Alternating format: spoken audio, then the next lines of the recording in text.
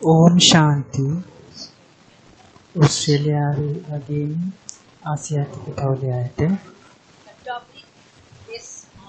මේ උදෑසන මාතෘකාව වෙන්නේ COVID-19 අසංගතයට මුහුණ දීම ආධ්‍යාත්මික ක්‍රමයකට මුහුණ දීම මේ අවස්ථාවේදී ගොඩක් රටවල තුන්වෙනි රැල්ල COVID-19 තුන්වෙනි රැල්ල සිද්ධ වෙනවා. සමහර රටවල සම්පූර්ණයෙන් උගුළු දැමීමක් කරලා තියෙනවා. සමහර රටවල කොටසක් වශයෙන් උගුළු දාලා තියෙනවා. ඒ වගේම විවිධ රටවල් ඒකවල විවිධ රටවල විවිධ තත්ත්වයන් තියෙනවා. ප්‍රශ්න අහලා තියෙනවා COVID-19 ගැන ගොඩක් වාර්තා තියෙනවා සමාජ ජාලවල ඒවා අපිට බය ඇති කරනවා. ඒවා කියවලා බය ඇති වෙනවා. ඉතින් අපි ඒවා දිහා බලන්න ඕනේද? ඒ වාර්තා දිහා නැත්තම් ඒව සම්බන්ධයෙන් කිසි දෙයක් නොදැන සිටිය යුතුද? COVID වර්තමාන තත්ත්වය පිළිබඳව අපි දැනගත යුතුද? ඉතින් දිවි කියනවා ඒ සම්බන්ධයෙන් විස්තර දැනගන්න එක හොඳයි. නමුත් ඒත් බය වී යුතු නැහැ.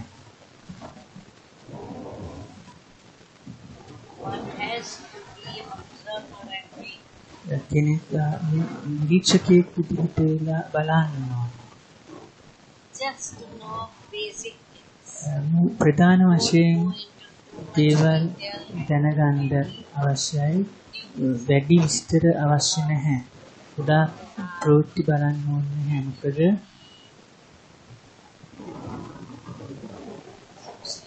විවිධ සමාජ ජාල තියෙනවා. විවිධ අදහස් කියන අය ඉන්නවා. ඉතින් ඒවට කලබල යුතු නැහැ. බය වෙන්න අවශ්‍ය නැහැ. ඒ වගේම මේ කාලයේ ශක්තිය නාස්ති කරන්න අවශ්‍ය නැහැ. ඒවා ගොඩාක් කියවමින්.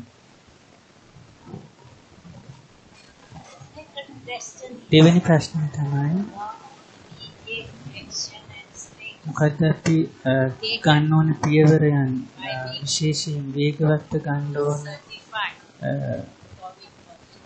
COVID ධනාත්මක කියලා අඳුනගත්තට පස්සේ මොකද කරන්න ඕන?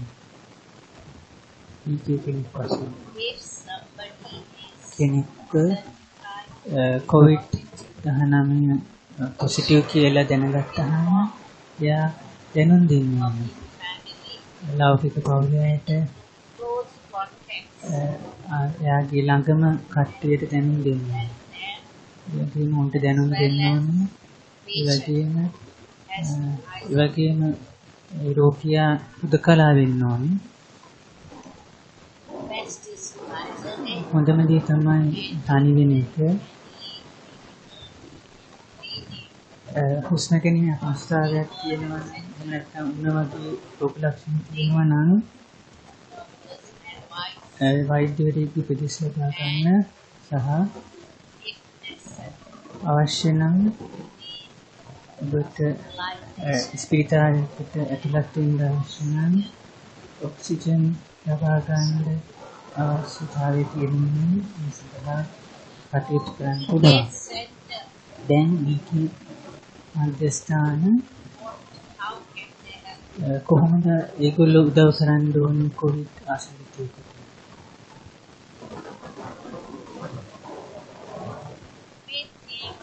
ප්‍රධාන දේ තමයි මධ්‍යස්ථානයේ වගකීම වෙන්නේ මානසික ශක්තිය ලබා දීම. ඒගොල්ලන්ට කතා කරලා ඒගොල්ලෝ තත්ත්වය විමසන්න ඕනේ. ඒගොල්ලන්ට භෞතික වශයෙන් මොනවාරි උදව් අවශ්‍යද කියලා අහන්න පුළුවන්. ආහාර ලබා දිය යුතුද කියලා අහන්න පුළුවන්. ඒගොල්ලෝ ලෞකික අය ඉන්නවා නම් ඒගොල්ලෝ ආහාර ලබා දෙනවා. නමුත් ඊගේ කෙනෙකුට අවශ්‍ය නැහැ අපිට පුළුවන් ආහාර සපයන්න. ඒ වගේම ප්‍රධාන වශයෙන්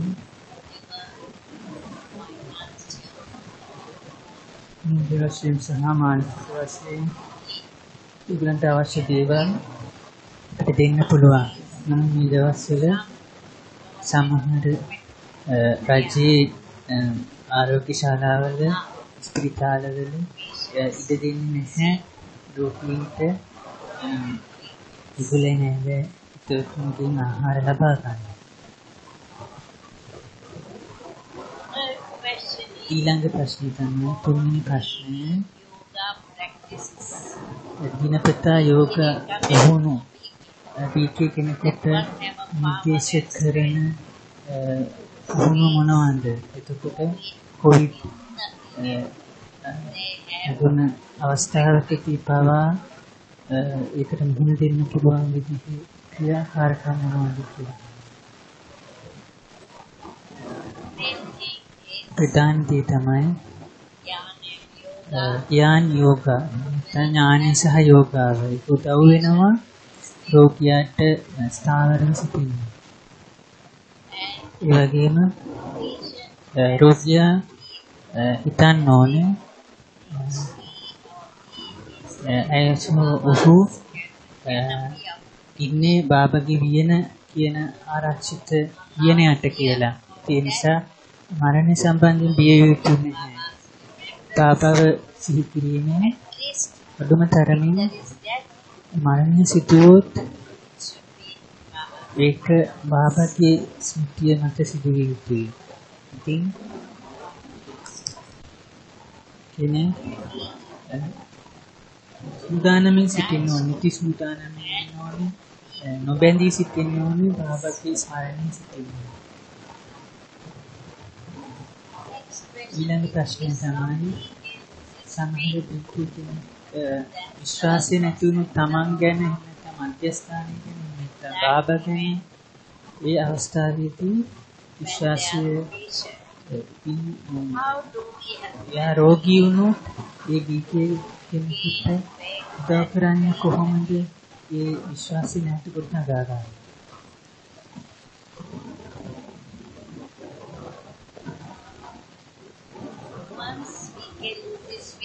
දීකේ කෙනෙක් විශ්වාසය නැති කරගත්තොත් බාබා ගැන හරි මධ්‍යස්ථානය ගැන හරි ඒක නැවත බාබා ගැන විශ්වාසය ඇති කරගන්න අමාරුයි. නමුත් ඒගොල්ලෝ තමන් ගැන විශ්වාසය නැති කරගත්තොත් ඒක කරන්න පුළුවන්. නැවත යාව බල ගන්නවලා ඒගොල්ලෝ ජීවය උනන්දු කරලා ඒ රෝගියාට කියලා ඒගොල්ලන්ට හොඳ වෙන්න පුළුවන්.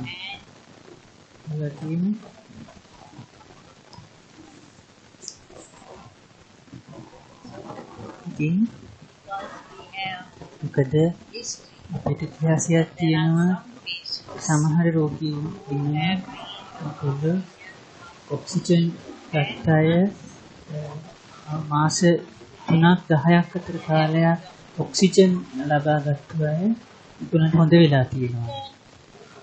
ඉතින් අපිට ඒගොල්ලන්ට ටිකක් ඥානය දෙන්න පුළුවන්. ඒක කියන්න පුළුවන් මේක නාටකීය කර්මය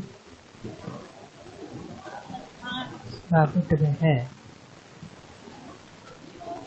ඔබට හොඳ කරන්න බෑ. නමුත් බාබට පුළුවන් ඔබට අවස්ථාවන් මොනදීන්ට ශක්තිය දෙන්න බාබට පුළුවන්. ඒ වගේම මම හිතනවා මධ්‍යස්ථාන උදව් කරන්න ඕනේ රෝගියාට ආහාර වලින්. ඒක මධ්‍යස්ථානයේ විශ්වාසය නැති කරගන්න. ඉතින් සෙනෙහසින් ඒකට සංවේදනය කරන්න ඕනේ. ඒගොල්ලන් මානසික ශක්තිය දෙන්න ඕනේ.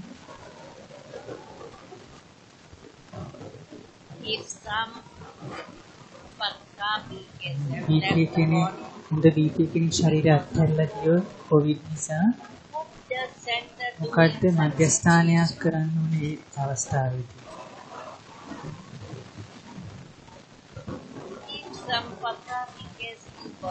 හොඳ බීපී කෙනෙක් ශරීරය අත්හැරලා ගියොත් අපිට පුළුවන් මධ්‍යස්ථානයේ රෝග පිළිගන්න. කරන්න පුළුවන්.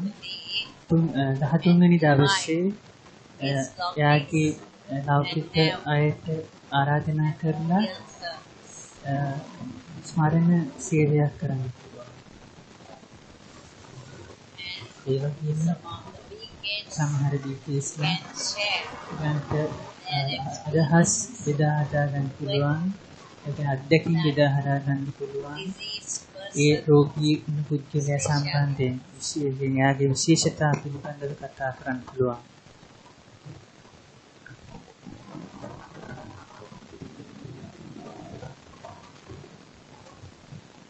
Once somebody is doing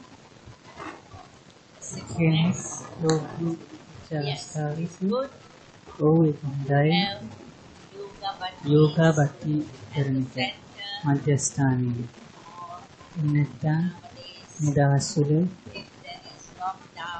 අපුරුතනක් කරලා තියෙනවා නම් Zoom බටි කරලා අනන්ත කෙනෙකුටම ඒ බටි සම්බන්ධ වෙන්න උනන්දු කරන්න පුළුවන්.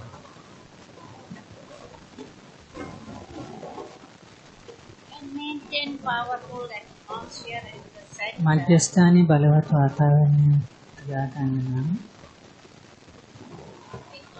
මොකද සෙන්ටර් වාසීස්ලා බලවත් ඉන්න සාමකාමීව ඉන්නවා නම් යෝගීව ඉන්නවා නම් ඒගොල්ලන්ට පුළුවන් බලවත් වාතාවරණයක් ඇති කරන්න මධ්‍යස්ථානවල. ඉතින් ඒ නිසා අනිත් ඊකේ අයට ඒගොල්ලන්ට බලපෑමක් වෙන්නේ ඒ ඊකේගේ පාලනය සම්බන්ධයෙන් බයක් ඇති වෙන්නේ.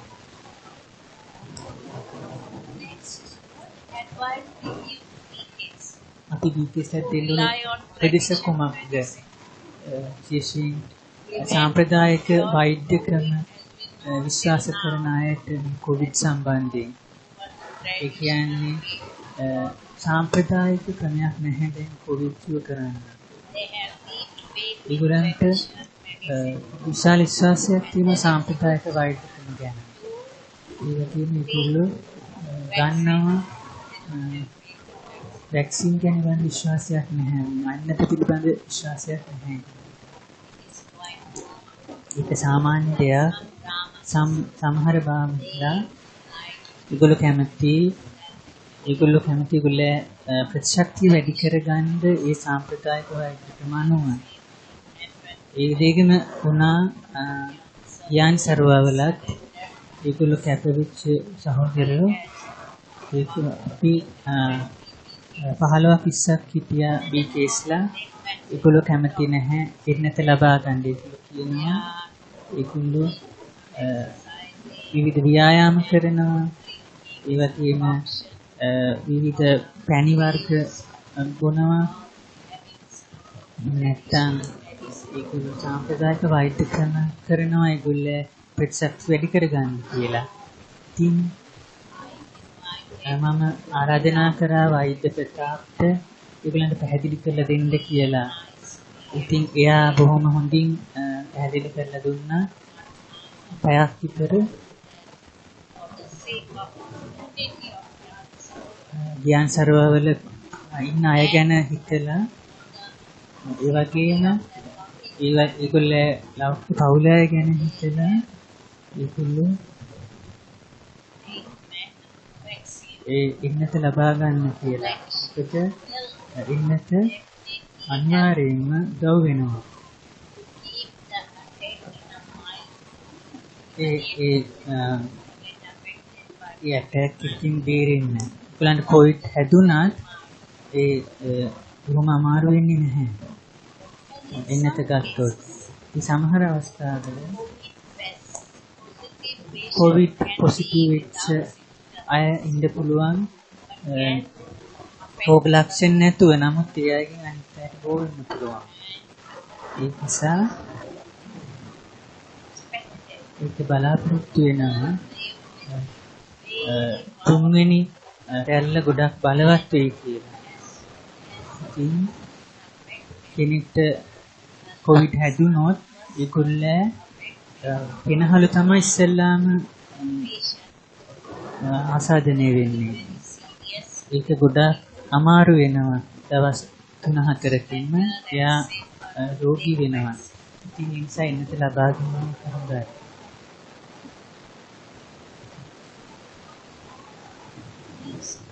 ඊළඟ ප්‍රශ්නය තමයි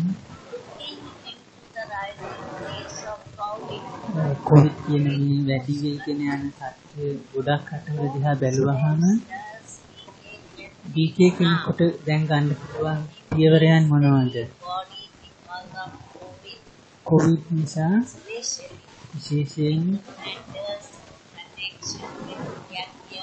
යක්‍යාවට සම්බන්ධයෙන් පෞද්ගලික දේපල ඉදුල්ල අධිෂ්ඨානය නැත්නම් සල්ලි ඉදුල්ල සම්බන්ධයෙන් මොකක්ද අපි ගන්න? බාබා ගොඩාක් කාලේ ඉඳන් කියනවා අපිට නිති සූදානමින් ඉන්න කියලා. ඒ වගේම රමේෂ් පැදේ කියලා කියනවා පන්ති පවා දීලා තියෙනවා. ඩබල් විදේශීන්ට පන්ති ගොඩක් දීලා තියෙනවා. හැම කෙනෙක්ම සූදානම් වෙන්න ඕනේ ඒගොල්ලෝ අන්තිම කැමති පත්‍රය පිළිබඳව. එක කොපියක් නීතිඥයාට දීලා අනිත් පවුලේ අයටත් දැනුම් දෙන්න ඕනේ. මොන වගේ දේවල්ද එයාගේ ආදාහනය අවසන් කටයුතු කරන්න ඕන ආකාරය සම්බන්ධයෙන්. මොකද බ්‍රාහ්මණ ක්‍රමය තමයි අපි ශරීරය පුච්චනවා. එන්නවට මුස්ලිම් අය, ක්‍රිස්තියානි අය ඒගොල්ලෝ පෙට්ටියකට දාලා ඒක වලලනවා. අනත්ති. ඉතින් ඒගොල්ලෝ කියන්නේ ඒගොල්ලෝ ලෞකික අයට ඒගොල්ලෝ මොනවද බලාපොරොත්තු වෙන්නේ කියලා. ඒගොල්ලන්ට භෝග පිළිගන්නන්න ඕනේද මන්දිස්ථානේ? ඒ වගේම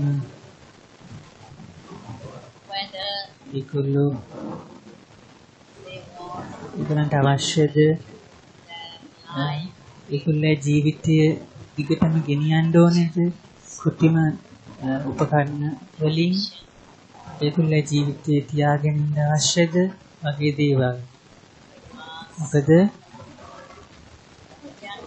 ජාන්කිදාදී එයා නිතරම කියනවා හංසබෙන්ට මොකද්ද එයාගේ ජීවිතේ එහෙම කෘත්‍රිම උපකරණ භාවිතා කරලා ගෙනියන්න එපා කියලා. ඉතින් දදී ඒ අවස්ථාවක හිටියා උපකරණ වලට බාර දීලා හිටියා කෘත්‍රිම ශ්වසනය වගේ දීලා. ඉතින් හංසා දිදි කිව්වා ඒක අවශ්‍ය නැහැ කියලා දදී කියලා තියනවා කියලා. එතකොට දදී බොහොම සාමකාමීව ශරීරය අත්හැරලා ගියා. So will everybody should be done. අන්තිම පත්‍ය කොම ලියන්න කියලා කියන්නේ. එතකොට මොනවද ඒගොල්ලන්ට පාටද දෙන්න ඕනේ මොනවද දෙන්න ඕනේ ඒවා පැහැදිලියට.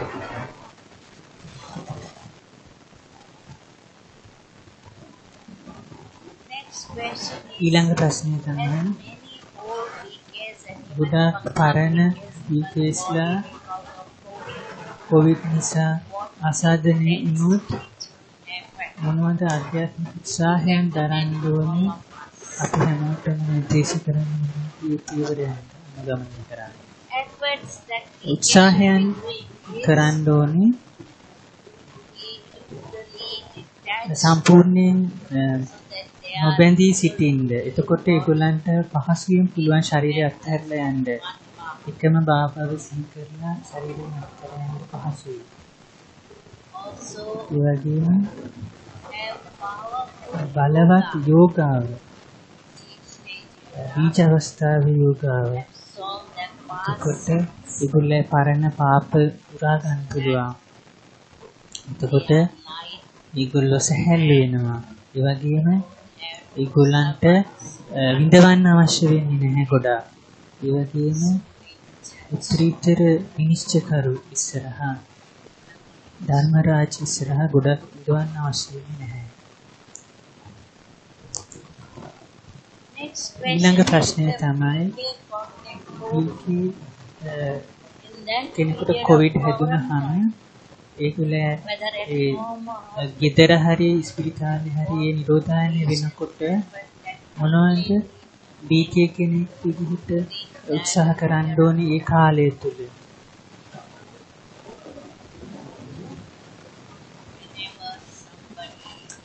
කෙනෙක් අසනීප වුණාම ශරීරය සහ පරණ ලෝකෙ පිළිබඳ අවධානයෙන් නිදහස් වෙන්න ඕනේ. ඒ වගේම බාබා ගැන සිහියෙන් සිටින්න ඕනේ. ඒ වගේ බලවත් අවස්ථාවක ඉන්න ඕනේ. බාබා කියනවා ස්පිරිතාලේ සුද්ධ වූ ස්ථානයක් කියලා හිතන්න කියනවා. එතකොට රෝගියා ස්පිරිතාලේ ඉන්නකොට එයාට සේවය කරන්න පුළුවන්. අනිත් රෝගීන්ට, හෙදියන්ට, දෙහිදියන්ට, වෛද්‍යවරුන්ට වගේ අයට. ඉතින් ඒක අවස්ථාවක් අනිත් අයට සේවය කරන්න. ඊළඟ ප්‍රශ්නය තමයි සමහර බීකේස්ලා කොවිඩ් හැදුනහම ඒගොල්ලෝ කැමති නැහැ මධ්‍යස්ථානවලට ගන්නවන්න විවිධ හේතු මත. ඉතින් බීකේ කෙනෙක් මධ්‍යස්ථානට දැන්විය යුතුද නැද්ද?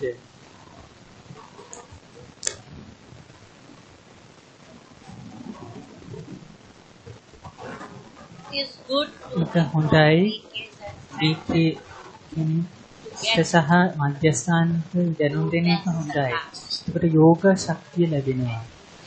ඒ වගේම යහපත් ප්‍රාර්ථනා ලැබෙනවා. නමුත් ඒගොල්ලෝ දැනුම් දුන්නේ නැත්නම් ඒ වගේම බ්‍රාහ්මණයන්ට දැනුම් දුන්නේ නැත්නම් ඒක ඒගොල්ලෝ කැමැත්ත. මොකද සමහර අය කැමති නැහැ ඒගොල්ලන්ට සිද්ධ වෙන දේවල් සම්බන්ධයෙන් දැනුම් දෙන්න. ඒකට උදව් කරන්න බෑ ඒගොල්ලන්ට. නමුත් ඒගොල්ලෝ දැනුම් දුන්නොත් ඒගොල්ලෝ මානසික ශක්තිය ලැබෙනවා. ඊළඟ ප්‍රශ්නය තමයි පීකේ කෙනෙක්ට කොවිඩ් හැදුනා කියලා දැනගත්තාම මොනවද අපි කරන්න ඕනේ මධ්‍යස්ථානයක් විදිහට? එහෙම නැත්නම් පීකේ කෙනෙක් විදිහට පෞද්ගලිකව මොනවද කරන්න පුළුවන්? මධ්‍යස්ථාන ගත්තාම අපි යෝගා කරන්න ඕනේ ඒ පුද්ගලයාට නෙමෙයි. ඒ පුද්ගලයාගේ ඒ පුද්ගලයාගේ නෑදෑයෝ ළඟ නැත්නම් එයාට ආහාර ලබා දෙන්න පුළුවන්, ඒගොල්ලන් කතා කරන්න පුළුවන්. ඒගොල්ලන්ට මානසික ශක්තිය දෙන්න පුළුවන් රෝගියාට. මම කලින් කිව්වා වගේ සමහර ස්පිරිතාලවල පිටින් ආහාර දෙන්න හැංගෙන්න.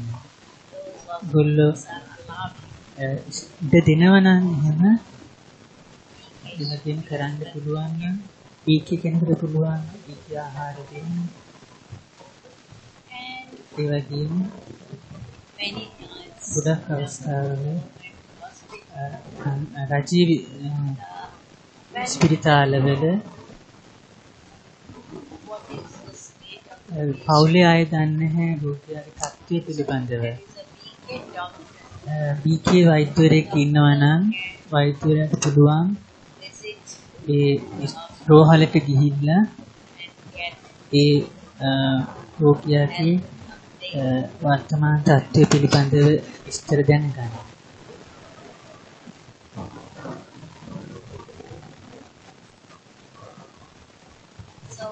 ඉතින්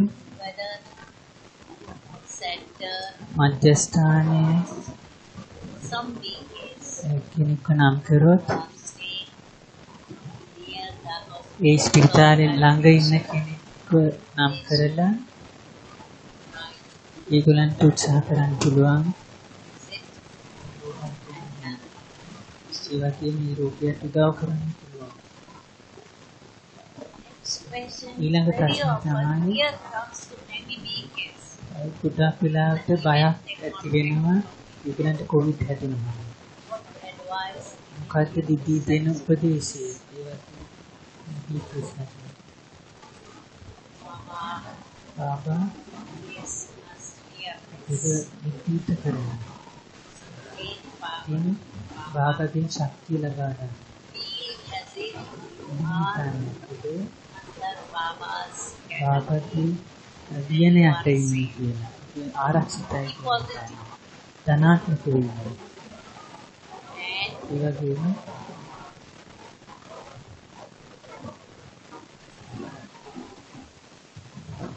they should, everybody should take හැම කෙනෙක්ම ඉන්නට ලබා ගන්නවා.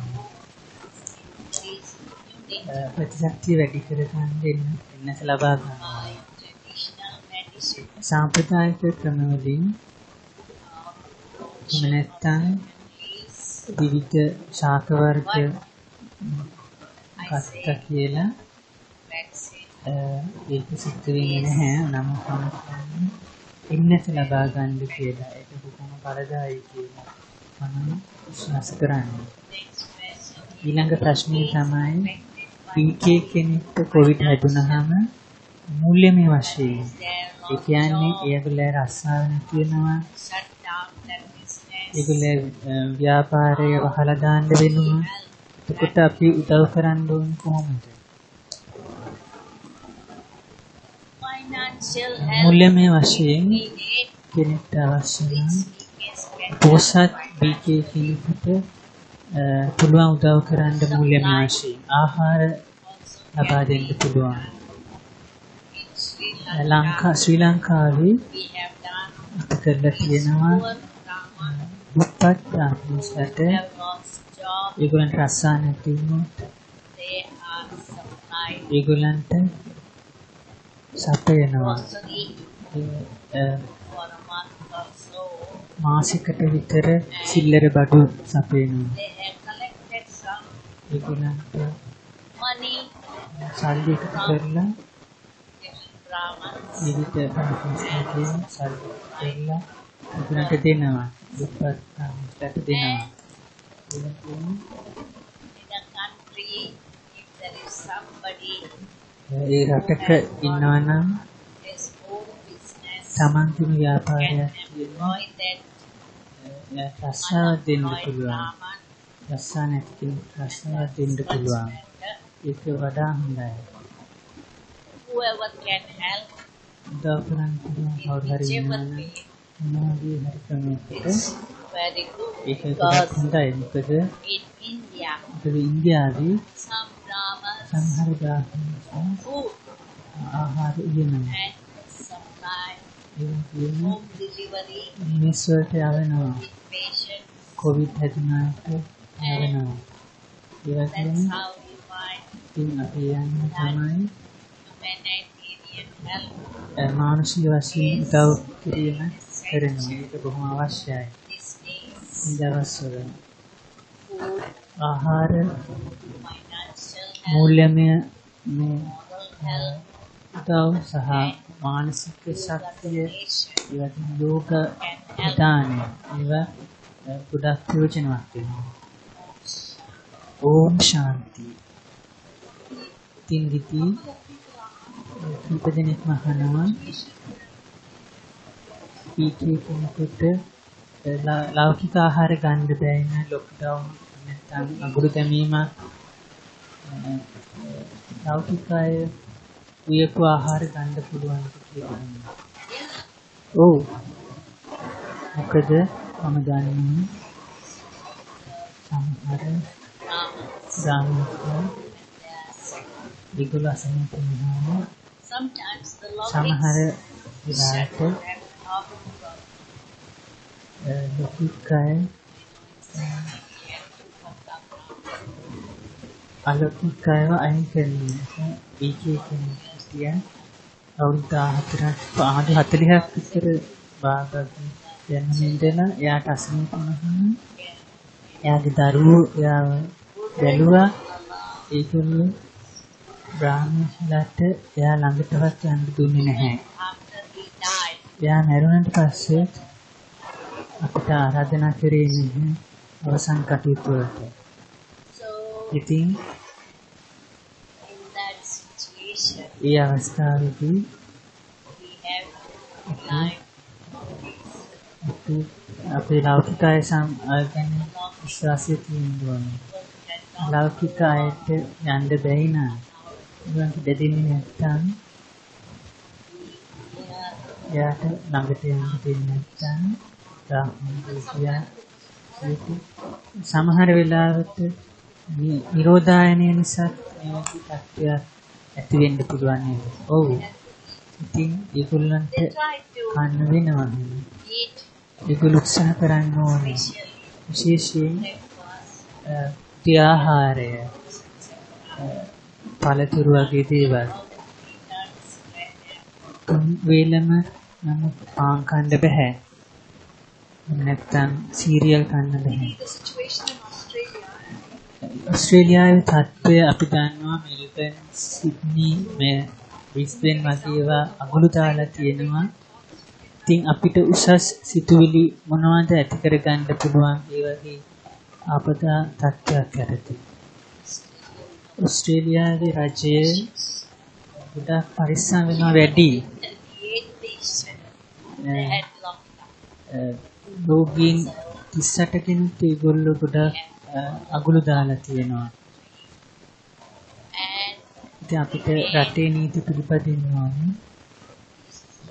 අපි සාමකාමී සහ බලවත් වෙලා මේ කම්පන සාමයේ සතුට බලයේ කම්පන දුම් කරනවා. මොකද ඇමරිකාවත් එක්ක බැලුවහම, ඉන්දියාවත් එක්ක බැලුවහම ඔස්ට්‍රේලියාවේ තත්ත්වය ගොඩක් හොඳයි. ඉතින් ඇමරිකාවේ විශ්වාස කරනවා දවසකට රෝගීන් ලක්ෂයක් විතර ඉන්නවා. ඒ වුණාට ඒගොල්ලෝ ගැන කලබල වෙන්නේ. ඉතින්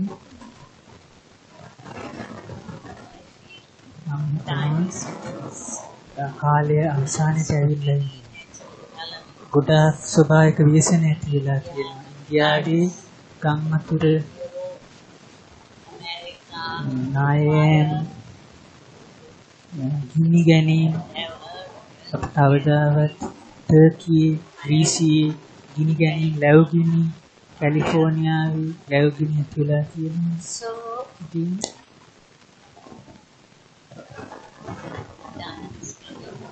කාලය අවසානයේ පැමිණලා තියෙන්නේ. අපි සූදානම් සිටිනවා.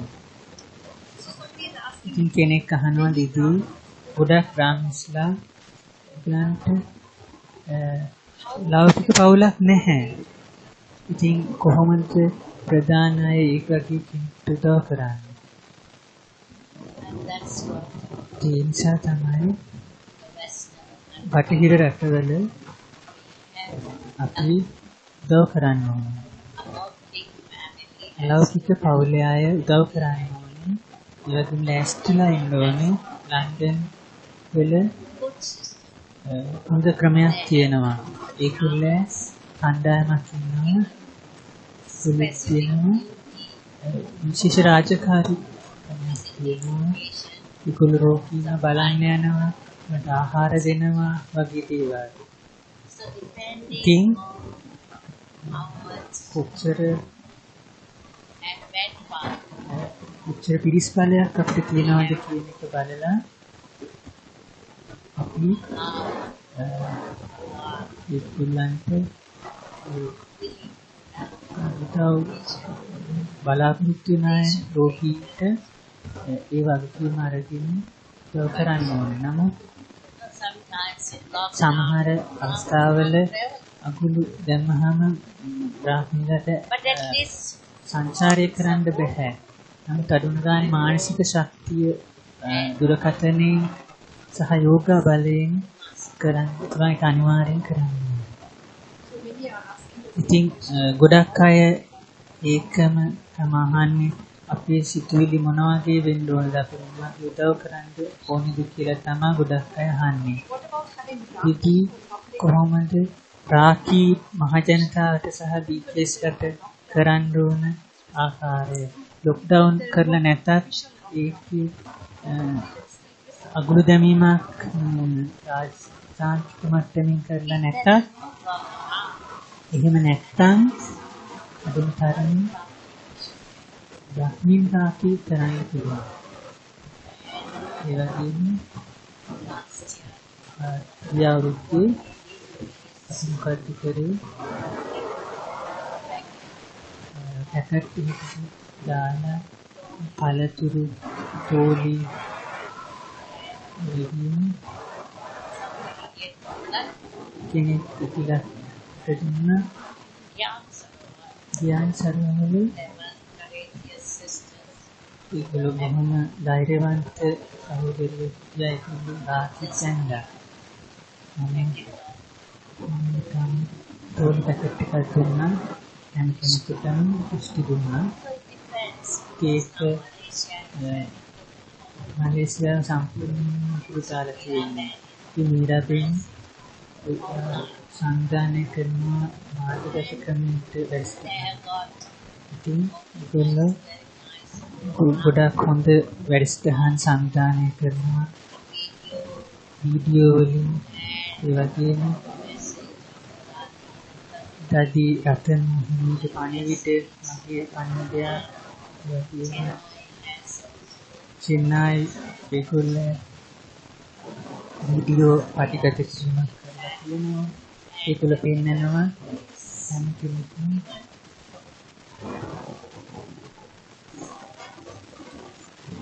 කෞතුලික වශයෙන් ආශිර්වාද දේවල් කියවන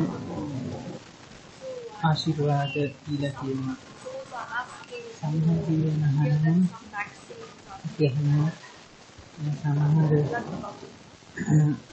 ඉන්නත් වලින් ලේ කැටිති ඇති වෙනවා කියලා. ඉතින් මොනවද මේ ඉන්නතෙන් ඇති වෙන වතුරු ආබාධ කියලා. ඒ ගැන කලබල වෙන්න එපා කියනවා. ගොඩක් පොඩි දෙනෙක් තමයි ලේ කැටිති ඇලි ඇති වෙලා තියෙන්නේ. ඉතින් ආසා මොනවා හරි ආසාදනය වෙනවා. කියන්නේ ඇලර්ජික් වෙනවා නම් ඒක ගැටලුවක්. ඒ බය නැති කරගන්න. මම ඉන්නත් එකක් ගත්තා. මට කිසිම එකකින් බලපෑමක් නැහැ. මට කිසිම වේදනාවක්වත් නැහැ.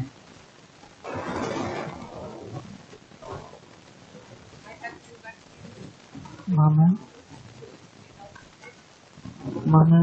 පැය 24 ඇතුළත එන්නත් දෙකක් ගත්තා. ඉතින් මට ඇඳින් නැගිටින්නවත් බැරි වුණා. නමුත් ගොඩක් නරක තත්ත්වයක් තිබ්බේ නැහැ. ඉතින් ඊළඟ ප්‍රශ්නය තමයි කොහොමද දීකේ වෛද්‍යවරු ඒගොල්ලෝ වැඩ කරන්නේ ස්පිරිතාලවල. ඒ රෝගීන් ඉන්නවා. යාට වෛද්‍යවරයෙක් විදිහට වැඩ නොකරින්න බෑ. මම හිතනවා ගොඩක් දීකේ ડોක්ටර්ස්ලා දීකේ නෙමෙයි සාමාන්‍ය වෛද්‍යවරු ගත්තාම ගොඩක් අය මැරිලා නැහැ. ටික දෙනයි හිදියෝ මැරිලා තියෙනවා. සමහර අවස්ථාවල කෙනෙක් සතියක් විතර වැඩ කරන්නේ. හතම අපිට ගොඩාක් රෝගීන් ඉන්නවා. ඒ කාර්ය මණ්ඩලෙ ඉච්චර නැහැ. ඉතින් මම හිතන්නේ ඒ ධෛර්යය තියාගන්න ඕනේ. ඉදිරියටම යන්න. ඒකෙන් උදව් කරන්න පුළුවන් මට. කෙනෙක් අහනවා අපේ රටේ ජාතික සම්බන්ධීකාරක සහ ගොඩක් අය ඉන්න තරගෙන නැහැ කියලා කියනවා. මම කිව්වා වගේ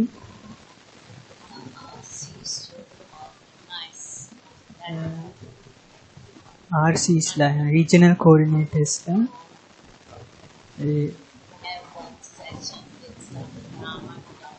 එක බ්‍රාහ්මණ වෛද්‍යවරයෙක් එක්ක කතා කරලා මේක ආසියාවේ ඒක ඉතින් මම දන්න මොන රටේද කියලා මම මම කියනවා gender. They are emphasizing. මම අද විශේෂයෙන් කියනවා ඒගොල්ලෝ ඉන්නත ගන්න කියලා. මොකද ඒක අවශ්‍ය වෙනවා. ඒක කිසිම දුආපාදයක් නෙමෙයි. වෙනස් පාරිශුද්ධිය සම්බන්ධයෙන් කතා කරනවා. කොහොමද අපේ පාරිශුද්ධිය අපේ මොකද්ද මේ පාරිශුද්ධිය නැමැති ධර්මතාවය කියලා කියන්නේ?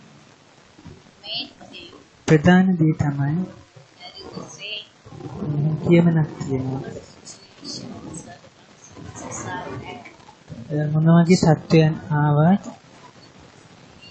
කෙනෙක්ගේ ආගම අත්හරින්න එපා කියලා. එහෙම වාක්‍යයක් තියෙනවා ආගමක් නොහැරිය යුතුයි කියලා.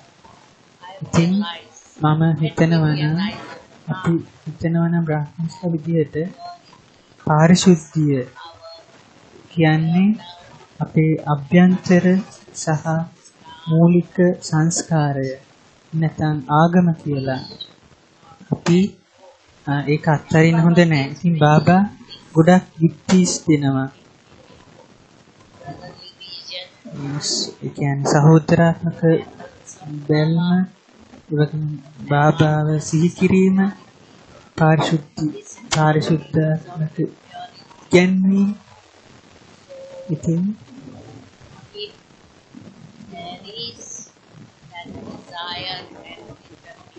ඒ අවශ්‍යතාවය සහ ඒ අදිෂ්ඨානය තියෙනවා නම් ගොඩක් බ්‍රාහ්මණයන්ට ඒගොල්ලෝ ගොඩක් ලෞකික අයකින් පාරිශුද්ධිය ආරක්ෂා කිරීම පිළිබඳව ඉවසීමෙන් කටයුතු කරනවා.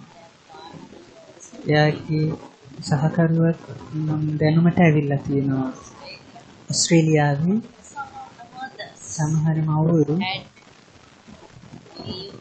ඒකට එයාගේ ස්වාමියාව අත්හරින්න සිද්ධ වෙලා තියෙනවා. ඩිවෝස් හරි කියන්නේ වික්ෂසාද වෙන්න හරි එන්නින්ද හරි වෙලා තියෙනවා. දරුවන් යා එක්ක දාලා ඉන්න සිද්ධ වෙනවා. නම් ඒගොල්ලෝ තීරණය කරලා තියෙන නිසා පාරිශුද්ධත්වය ආරක්ෂා කරන්න ඒගොල්ලෝ එකම මාවක් කියලා තියෙනවා. එයාට අවශ්‍යයි කියලා සාමය. නමුත්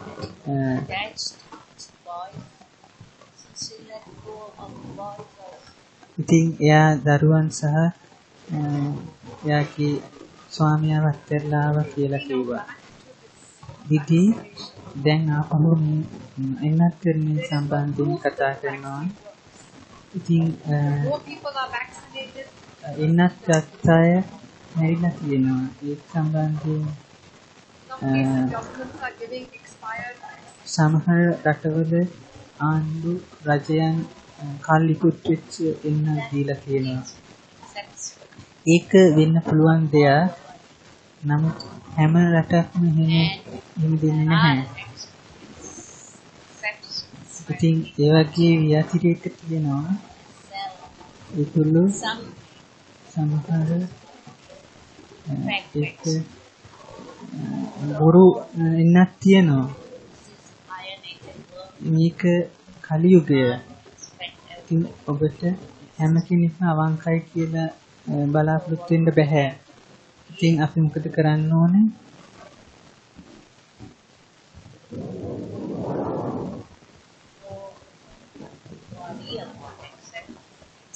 ඒ වගේ බාහිර කාරණා සම්බන්ධයෙන් කලබල යුතු නැහැ.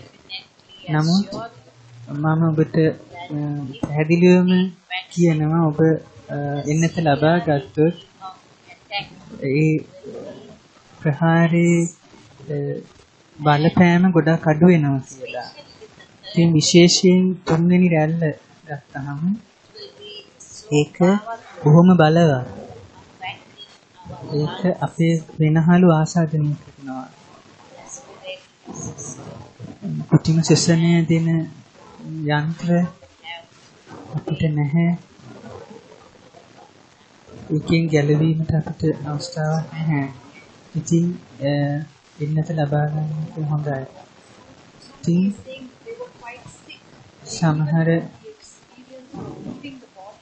සමහරට අත්දැකීම් තියෙනවා ශරීරය අත්හැරලා ගිහිල්ලා ආලෝකමත් ස්ථානයකට ගියා කියලා. නැවත ශරීරයට ඇවිල්ලා තියෙනවා කියලා සමහරට අත්දැකීම් තියෙනවා.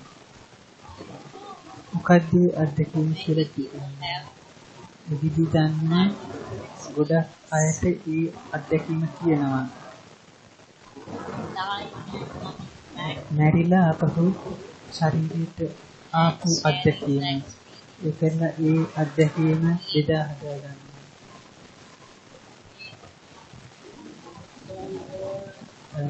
ජීව ලෝකේ දෙවියන් කතා කරා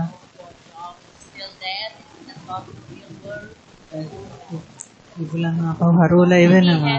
ඔබට තව වැඩ කර යුතුයි කියලා. ඒවා කියනවා මරණාසන්න අත්දැකීම් කියලා. එයා ටික වෙලාවකට නවතිනවා. වෛද්‍යවරු එයා මැරුණා කියලා නිර්දේශ කරනවා. සමහරු සොහොනට පවා ගිනිහිල්ලා තියෙනවා. ඒගොල්ලෝ නැගිටිනවා ඊට පස්සේ.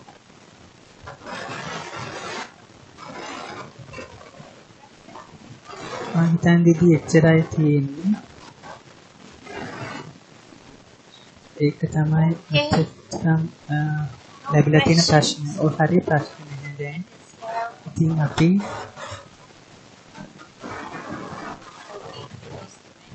මිනිත්තු 14ක භාවනාවක් කරමු. 11 වෙනකම්. ඕම් ශාන්ති. ඔබට පුළුවන් යෝගයි සංගීතයක් වාදනය